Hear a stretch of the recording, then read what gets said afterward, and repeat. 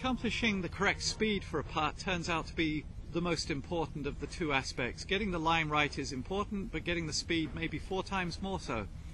And it's a practical impossibility if you make variable strokes and variable contact with the ball.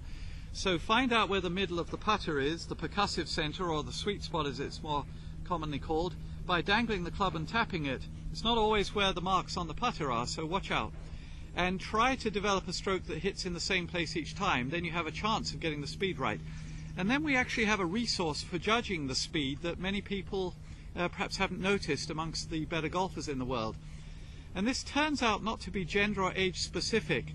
A little old lady is just as gifted with a little practice as a young man at doing this, and it is the ability to throw a ball into a target circle. I've put a circle of yellow balls out there about 6 feet across, and if we get our putts to go in there, we'd be very happy. Well, interestingly, we have the skill to throw in that circle. So there the ball, without too much difficulty, has ended up close to the center of that circle. Now that's a skill we all possess. How champions access that skill is very interesting. Most people walk around, read with great care, and then do a couple of perfunctory practice strokes looking at the ground, aim, and then fire by complete guesswork about the speed.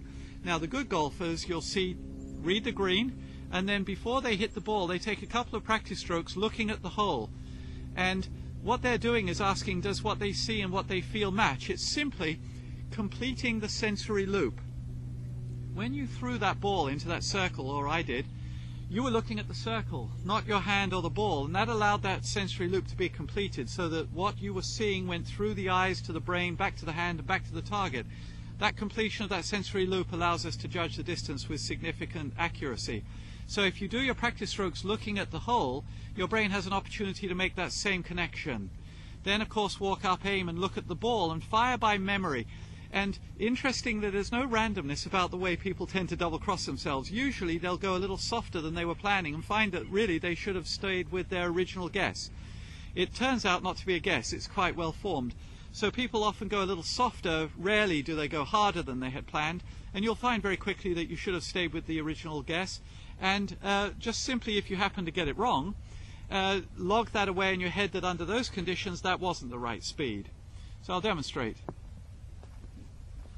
We take a couple of practice strokes looking at the hole, then walk up and aim, and hit it by memory.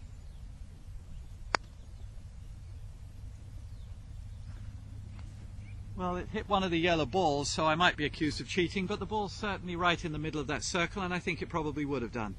So we judge speed by first looking at the target to take a couple of practice strokes, and then use that same skill while we look at the ball, and you'll find that if you strike the ball in the middle of the club face, that your control over distance is augmented.